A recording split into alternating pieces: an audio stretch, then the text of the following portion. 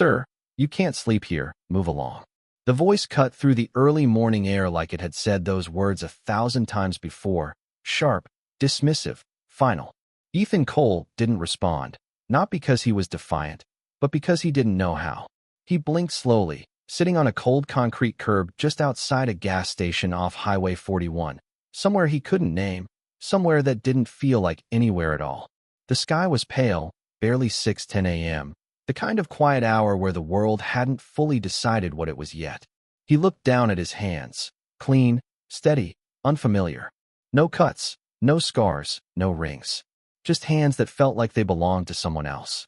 A passing truck roared by, shaking the ground beneath him, but it didn't shake the emptiness in his mind. No name, no memory, no past, just a blank space where a life should have been. The clerk stepped outside again, arms folded tight. "I said you gotta go, man. Customers are coming in."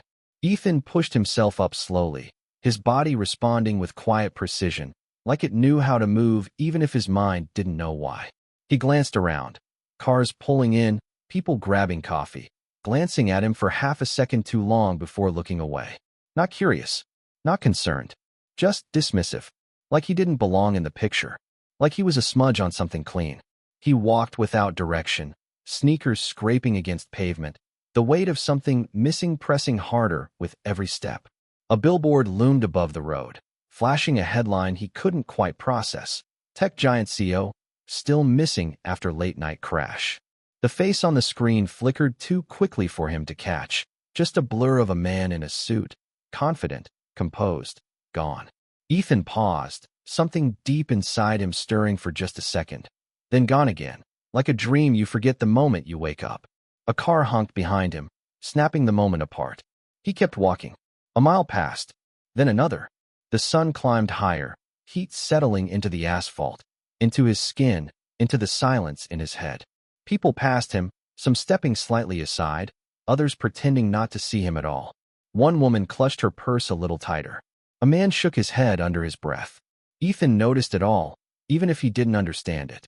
The world had already decided what he was, and it wasn't important. Then, at the corner of a quiet side street, a small voice broke the pattern. "Hey, are you okay?" He turned. A woman stood a few feet away, grocery bags in both hands, eyes tired but steady. She didn't step back. She didn't look away. She just waited. For the first time since he opened his eyes that morning, someone didn't treat him like a problem to move or a shadow to ignore. Ethan searched for words, anything that could explain the emptiness inside him, but nothing came. Not even a name. The woman shifted the bags to one hand. "You look like you've been through something," she said softly. "Do you have somewhere to go?" He shook his head. Just once. Simple. Honest. The kind of answer that didn't need explanation. She studied him for a moment longer, like she was weighing something heavier than groceries. Then she nodded. "All right," she said. "Come on. You can sit down, get some water. Figure things out." No hesitation. No suspicion. Just a decision. And as Ethan followed her down that quiet street, he didn't know who he was, didn't know what he had lost, didn't know that somewhere not far away, phones were ringing, offices were in chaos, and black SUVs were already on the move. All he knew was that for the first time that day, someone had chosen not to walk past him. The house sat at the end of a narrow street lined with cracked sidewalks and faded mailboxes, the kind of place most people passed without ever really seeing. Ethan slowed as the woman walked ahead of him, unlocking a weathered front door with a key that stuck for a second before giving in with a soft click. "It is not much," she said over her shoulder, pushing the door open with her hip, "but it is clean." He stepped inside carefully, like crossing into a space he did not want to disturb. The air smelled faintly of laundry detergent and something warm, like toast left too long in the oven. A small fan hummed in the corner, pushing around the early heat. The place was modest, barely 800 square feet, with a worn couch, a folding table, and a kitchen that looked like it had learned how to stretch every dollar it was given. Ethan's eyes moved slowly across the room, taking in every detail without realizing why. He noticed the way the bills were stacked neatly on the counter, organized by date. He noticed the calendar on the wall with careful handwriting marking due dates and work shifts. He noticed the quiet discipline in everything. "Sit," she said, setting the grocery bags down and pulling out a chair.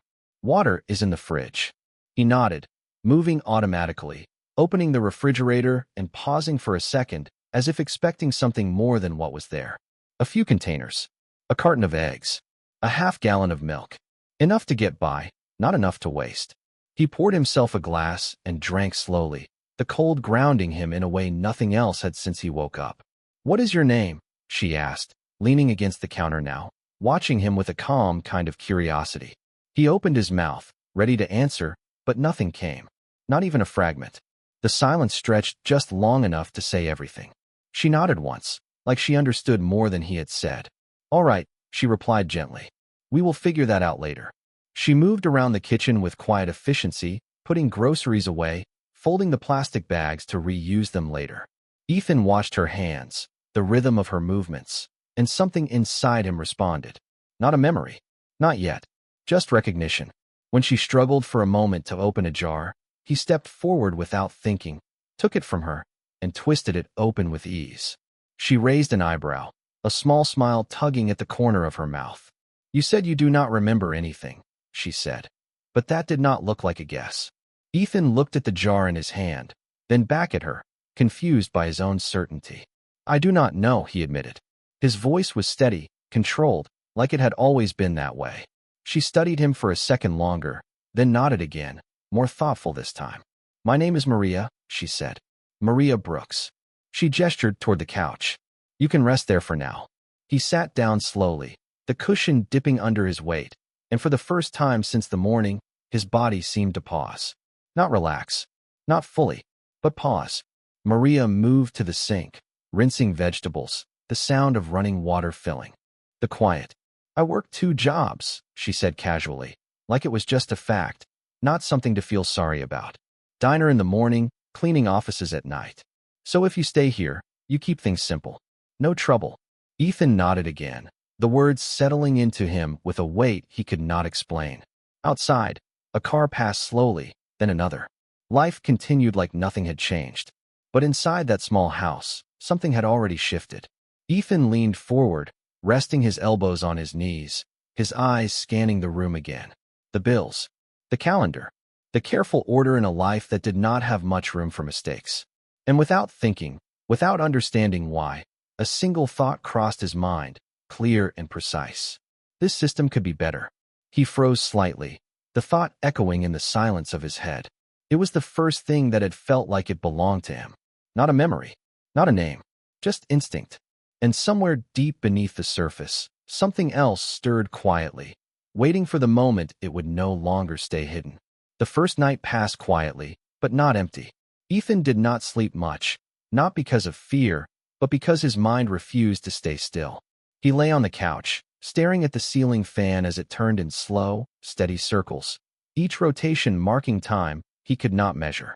Every sound in the house felt louder than it should have been. The ticking clock on the wall, the hum of the refrigerator, the faint creak of pipes behind the walls. It was a small place, but it held a rhythm, and without realizing it, he began to map it. By morning, he already knew when the floorboard near the kitchen would shift under weight, when the neighbor's car would start at exactly 6:45 a.m., when Maria would wake before her alarm by a few seconds, as if her body refused to waste even a minute. She moved quickly, tying her hair back, grabbing a piece of toast, already halfway into her day before most people would even open their eyes. "You can stay here today," she said, slipping on her shoes near the door. "Just do not open the door for anyone, and do not worry about anything else." Ethan nodded, watching her with quiet focus, as if every word mattered more than it should. She paused for a second, studying him again, then added, "There is food in the fridge. Eat." The door closed behind her, and the house fell into a deeper silence. Ethan stood there for a moment, alone now, the weight of that word settling in. Alone. It should have felt unfamiliar. Instead, it felt like something he had known before, just in a different form. He moved through the space slowly, not out of curiosity, but out of instinct. The bills on the counter caught his attention again. He picked them up, flipping through them one by one. Electricity, water, credit card statements, past due notices stamped in red ink. He did not need context to understand what he was looking at. Numbers spoke a language his mind still recognized. He set them down in a different order, aligning them by urgency without thinking, his hands moving with a quiet confidence that surprised even him. Then he noticed the calendar again.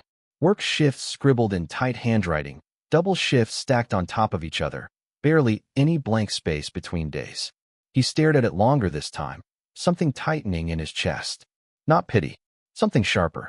Awareness. He stepped into the kitchen and opened the cabinet, scanning what was there. Limited supplies, stretched carefully. He reached for a notepad on the counter and hesitated, then picked it up. His hand moved before his mind caught up, writing numbers, small calculations, adjusting totals, shifting priorities. He stopped halfway through, staring at what he had written like it belonged to someone else. The logic was clear, efficient, precise, but it raised a question he could not answer. Who was he to think like this? Hours passed without him noticing. By the time Maria returned that afternoon, the sunlight had shifted across the room, casting long shadows along the walls. She pushed the door open, exhaustion in her shoulders, grocery bag in hand again. She stopped the moment she stepped inside. The house felt different. Not cleaner, not rearranged, just different. Her eyes moved to the counter where the bills now sat in a neat, deliberate order, then to the notepad beside them. She set the bag down slowly, walking closer, her brow tightening as she read the numbers, the adjustments, the small but undeniable improvements. "You did this?" she asked, her voice softer than before. Ethan stood near the window, turning to face her. "I think so," he said, the uncertainty in his words clashing with the certainty in his tone. Maria looked back at the paper, then at him again, something shifting behind her eyes. This was no longer just a man with no memory. This was something else, something she could not quite define yet. And as the silence stretched between them, neither of them realized that miles away, in glass buildings filled with people who wore suits and spoke in controlled urgency, a name was being repeated over and over again. Ethan Cole. Missing. And every passing hour was turning concern into something far more serious. Maria did not say anything for a long moment, but the silence between them was no longer neutral. It carried weight now, questions forming behind her steady gaze as she looked from the paper back to Ethan. "You organized all of this in a few hours?" she asked finally, her voice quieter, more careful. Ethan nodded slightly, though even that felt uncertain. "It just made sense," he replied. Maria let out a slow breath, setting the paper down as if it might change if she held it too long. "Nothing about this makes sense," she said under her breath, not accusing, just honest. She moved toward the kitchen, unpacking groceries again, but her movements had changed. Slower, more aware, like she was now sharing the room with something she had not fully understood before. Ethan watched her, then glanced back at the calendar. The tight spacing, the back-to-back shifts, the absence of rest. "You are working too much," he said suddenly. The words came out calm, direct, without hesitation. Maria gave a small laugh, shaking her head as she placed a carton of eggs in the fridge. "That is not exactly a choice," she replied. "Bills do not wait just because you are tired." Ethan stepped closer, his eyes moving between the calendar and the bills again. "They are not structured correctly," he said, almost to himself. Maria paused, turning to face him. "Excuse me." Ethan pointed toward the counter. "The payments. The order. You are prioritizing the wrong liabilities first. That is why you keep falling behind." The room went still again, but this time it was different. Maria crossed her arms slightly, not defensive, but grounded. "I have been handling my own life for years," she said carefully. "I think I know what I am doing." Ethan met her gaze, not challenging, just certain. "I am not saying you do not," he replied. "I am saying the system is working against you, and you are following it exactly as it is designed." Maria frowned, something in his tone catching her attention. Not judgment, clarity. "Then what would you do?" she asked, almost testing him. Ethan did not answer immediately. He picked up the notepad again, flipping it around, pointing to the numbers he had written earlier. "You shift this payment here," he said, tapping one line. "Delay this one by 3 days. It reduces the penalty cycle. Then you renegotiate this account. They will accept a lower minimum if you call before the due date, not after." Maria blinked, her arms slowly lowering as she followed his explanation. "How do you know that?" she asked, her voice softer now. Ethan hesitated, the question hanging in the air longer than either of them expected. "I do not know," he admitted. "I just know. Maria studied him again, longer this time, searching for something deeper than the words. There was no hesitation in him when he spoke about numbers, about systems, about structure. It was as natural as breathing, and that made it more unsettling than if he had been guessing. Outside, the late afternoon light shifted again, casting long shadows through the small window. Maria turned back to the counter slowly, but her mind was no longer on the groceries. "All right," she said after a moment. "Tomorrow, you come with me." Ethan looked up. "Where?" She grabbed her keys, placing them on the table with a soft but final sound. "The diner," she answered. "If you are going to stay here, you are not just going to sit around rearranging my bills. You are going to show me what else you can do." Ethan nodded once, the decision settling between them without resistance. But as Maria turned away, there was a new thought in her mind that she could not ignore. This man was not just someone who had lost his memory. He was someone who had lost something much bigger. And whatever it was starting to show. The diner smelled like coffee that had been sitting too long and bacon that had been cooking just long enough to make people forget everything else. Ethan stepped inside behind Maria, the bell above the door chiming softly as the morning rush filled every booth and stool. Plates clattered, orders were called out in quick rhythm, and conversations overlapped into a constant hum that never quite settled. Maria tied her apron as she moved behind the counter, already slipping into a pace that matched the room. "Stay close," she said over her shoulder, "and do not get in the way." Ethan nodded, taking in everything at once. The layout, the flow, the way the waitress on the left kept doubling back because the coffee station was placed too far from the busiest tables. The way the cook called out orders twice because the system was not clear the first time. The way customers waited just a few seconds too long to be acknowledged, creating small moments of frustration that built quietly. He did not know why he noticed these things. He just did.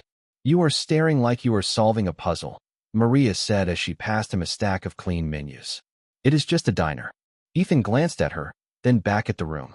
"It is inefficient," he said simply. Maria almost laughed, shaking her head as she grabbed a coffee pot. "You have been here 10 seconds, she replied. "Give it time." But Ethan did not need time.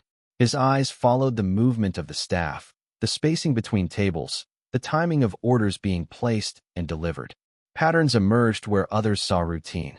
"The coffee station should be moved closer to the center," he said quietly.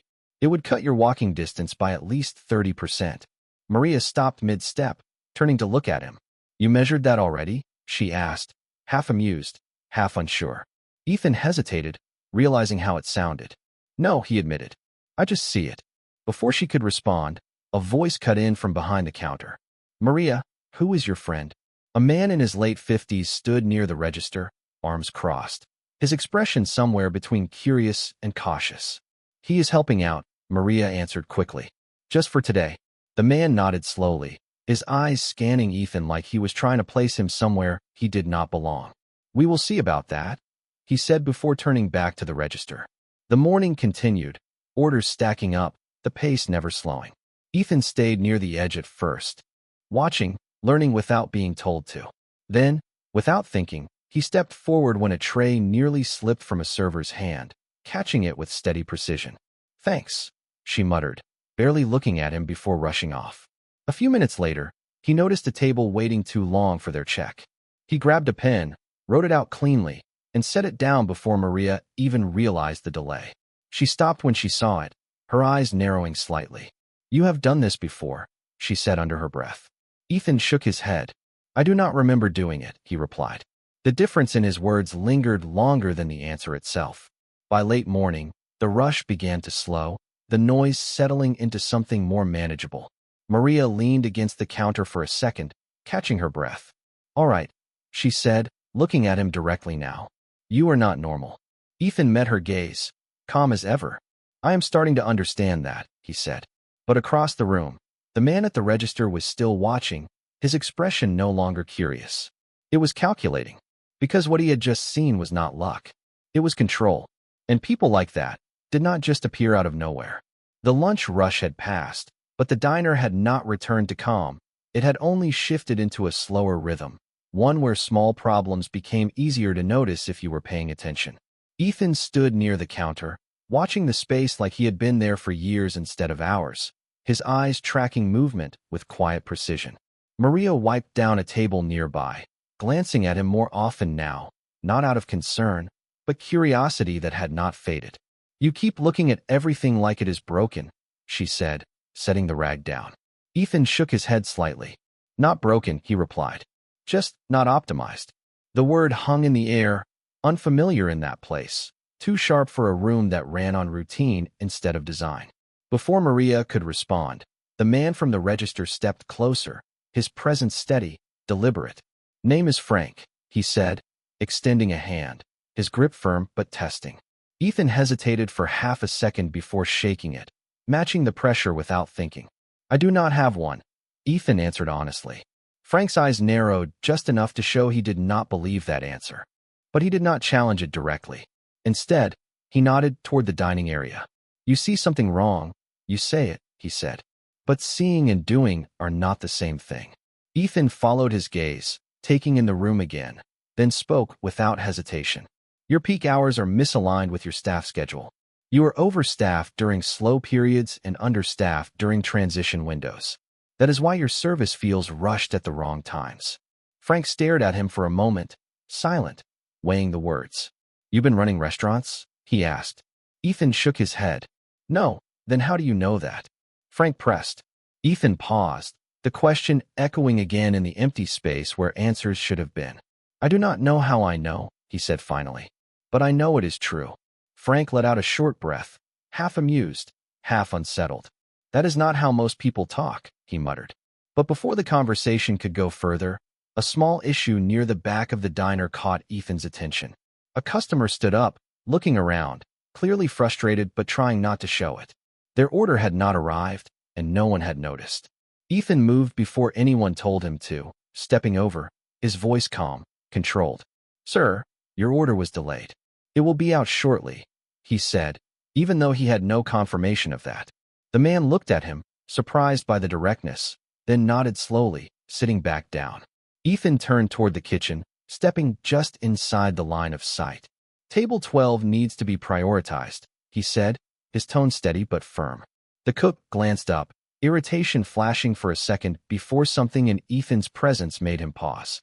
"Yeah, I got it," he replied, adjusting the order without argument. Maria watched the entire exchange from across the room, her expression no longer questioning, but shifting into something closer to realization. Ethan was not guessing. He was leading, without a title, without permission, without even knowing who he was. Frank leaned back against the counter, arms crossed again, but this time his gaze was different. "You see that?" he said quietly to Maria. She nodded, her eyes still on Ethan. "Yeah," she answered. "I see it." Frank exhaled slowly, shaking his head once. "People like that do not just walk in off the street," he said. And somewhere far from that small diner, in a high-rise office where tension had replaced routine, a woman stood in front of a wall of screens, her voice sharp, controlled. "We have a confirmed sighting within a 50-mile radius," she said. "Deploy the teams. No delays." On the screens behind her, a single name remained at the center of everything. Ethan Cole. And the distance between who he was and where he stood was closing faster than anyone inside that diner could see. The afternoon light stretched long across the diner floor, turning chrome edges into soft reflections and casting shadows that moved slowly with every passing minute. The pace had eased, but the tension had not. It lingered quietly, like something waiting just beneath the surface. Ethan stood near the back counter, drying a glass with a towel he had picked up without being asked, his movements steady, precise, almost automatic. Maria watched him from across the room, her arms resting lightly against the counter, her eyes no longer searching for answers but observing patterns she could not ignore. Frank remained near the register, pretending to focus on receipts, but his attention had not left Ethan for more than a few seconds at a time. "You ever notice," Frank said low enough for only Maria to hear, "how some people walk into a place like they have always owned it, even when they clearly do not?" Maria did not answer right away. She kept watching Ethan, the way he moved, the way he paused before acting, the way people responded to him without realizing why. "Yeah," she said finally. "I am starting to." Across the room, a sudden clatter broke the quiet rhythm. A tray slipped from a server's hand, plates rattling loudly as they hit the floor without breaking, but drawing every eye in the diner. The server froze, embarrassment flooding her face as a few customers turned to look. Before anyone else moved, Ethan stepped forward, already calculating what needed to happen. "It is fine," he said calmly, his voice cutting through the moment without raising volume. "No damage. Reset the table. I will handle this." The server blinked, surprised, then nodded without questioning, stepping back as if she had just been given direction by someone she trusted. Ethan crouched down, picking up the plates with careful efficiency, stacking them cleanly, his movements controlled in a way that felt practiced. As he stood, something shifted, not in the room, in him.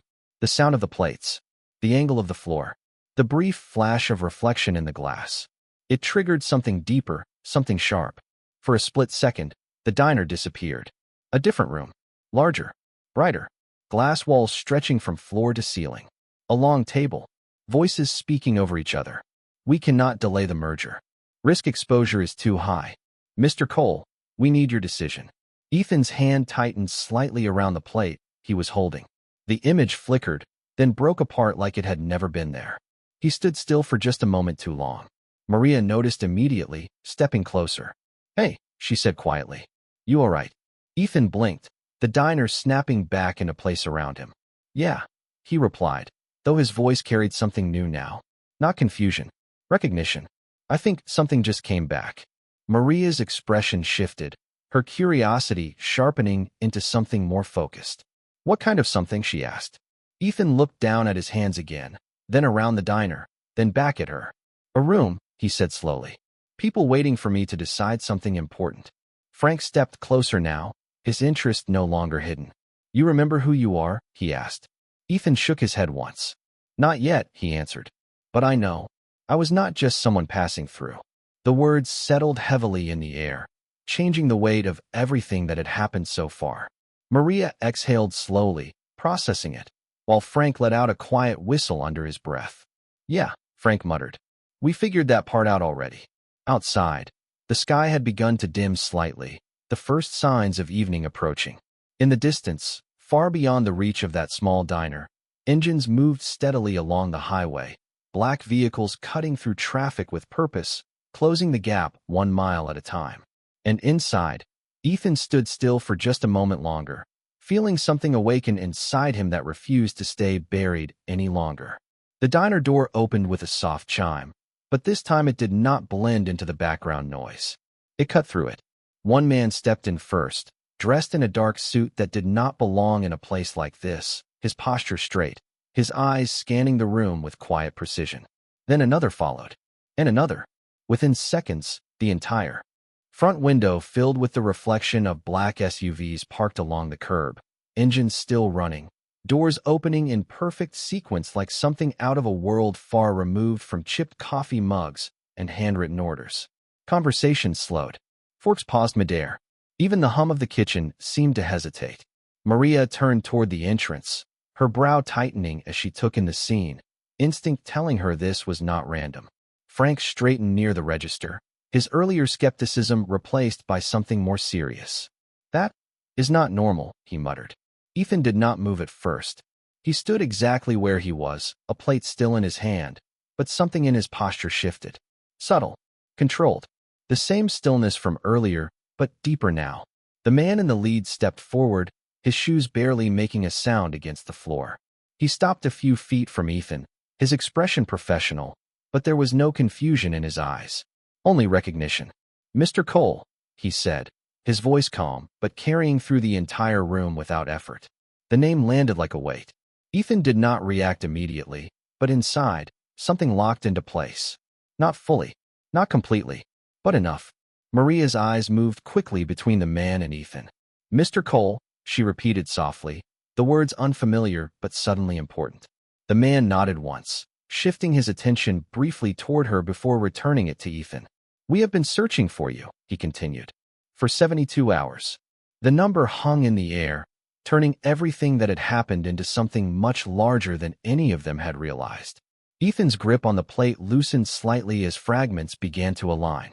The room from before, the voices, the decisions, the weight of expectation. It was not imagination. It was memory. Your company is in critical condition without your leadership, the man added. The board is waiting. The markets are reacting. We need you back. A quiet ripple moved through the diner as customers exchanged glances, the reality of the moment settling in. Maria took a small step forward, her voice steady but edged with disbelief. You are telling me he is some kind of executive? The man looked at her again, this time more directly. He is the CEO, he said. Ethan Cole, founder and majority owner of Cole Dynamics. The name carried weight even to those who did not fully understand it. Frank let out a low breath, shaking his head slowly. I knew it, he muttered, though even he had not known how far it went. Ethan finally spoke, his voice quieter than before, but no less controlled. I remember pieces, he said. Not everything. The man nodded, as if that detail had already been accounted for. That is expected, he replied. Medical reports confirm temporary memory disruption, but your instincts remain intact. That is why we found you. Ethan's eyes shifted across the room, landing on Maria. For a moment, everything else faded. The noise, the suits, the pressure. She helped me, he said simply. The statement cut through the corporate urgency like something they had not planned for. The man followed his gaze, his expression softening just slightly. Then she will be taken care of, he said. But Ethan did not respond to that. He just stood there, the two worlds colliding in a single moment. Behind him, the small diner. In front of him, the life he had built but could barely remember. And for the first time since he woke up on that cold curb, the choice in front of him was not about survival. It was about who he would be when everything came back. The room did not move, but everything inside it had already changed. The suits near the door stood still, waiting without impatience, as if time itself adjusted to their presence. The customers who had once filled the space with casual noise now watched in silence, their earlier conversations replaced by quiet realization. And at the center of it all, Ethan stood between two versions of a life that no longer felt separate. He looked at the man in front of him, then past him, at the line of black vehicles outside, their engines steady, their purpose clear. Then he turned back, slowly, his eyes finding Maria again. She had not moved far, but the distance between them felt different now. Not physical, something else, something heavier. You said they would take care of me, she said, her voice calm but grounded, not impressed, not intimidated. What does that even mean? The man in the suit opened his mouth to respond, but Ethan lifted his hand slightly, stopping him without looking away from Maria. It means they think everything can be fixed with money, he said quietly. The words came naturally now. Not forced, not uncertain. A shift had happened. Not just memory returning, but clarity. Maria studied him, searching his face for the same man who had walked into her house with nothing. He was still there, but now there was more. And what do you think? She asked. Ethan took a slow breath, the weight of both worlds settling fully into place. For a moment, the diner, the bills, the calendar, the quiet nights, the early mornings, all of it stood beside boardrooms, decisions, power, and expectation. Not competing, just existing. I think, he said carefully, that what you gave me cannot be measured like that. The room stayed silent, but it was no longer tense. It was listening. The man in the suit shifted slightly, adjusting his stance. Mr. Cole, he said, more formal now, we do not have much time. The situation requires your immediate return. Ethan nodded once, acknowledging the truth in that. He knew what responsibility felt like. Even without full memory, he recognized it. But he did not move yet. Instead, he stepped closer to Maria, his voice lowering just enough to belong only to her, even in a room full of people. When I had nothing, he said, you did not ask who I was. You did not ask what I could give you. You just helped. Maria's expression softened, but she did not look away. That is what people are supposed to do, she replied. Ethan gave a small, almost invisible nod. It is not what people always do, he said. Then he reached into his pocket, pausing for a brief second, as if expecting something to be there that was not before. One of the men stepped forward immediately, placing a sleek black phone into his hand without needing to be asked. Ethan glanced at it, then back at Maria. I am going to remember everything, he said. But I am not going to forget this. The words settled deeper than anything else he had said. Not a promise made out of obligation. Something else. Something chosen. Maria crossed her arms lightly, a faint smile touching her face for the first time since the SUVs arrived. "You better not," she said. Frank let out a quiet chuckle from behind the counter, shaking his head as he watched the moment unfold.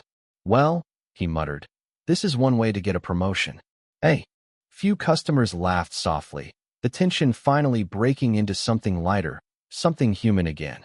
Ethan turned back toward the door, toward the waiting line of black vehicles, toward the life that had been calling him back since the moment he lost it. But this time, his steps were different. Not just driven by power, grounded by something else. He paused at the entrance, glancing back one last time at the small diner, the place that had held him when he had nothing, the place that had shown him something he had built everything else without. "I built an empire," he said quietly, more to himself than anyone else. Then he looked at Maria, his voice steady, certain. "But I learned how to be human right here." And with that, he stepped outside, the doors closing softly behind him as the line of black SUVs waited not just for a CEO to return, but for a man who now understood exactly what mattered when everything else was stripped away.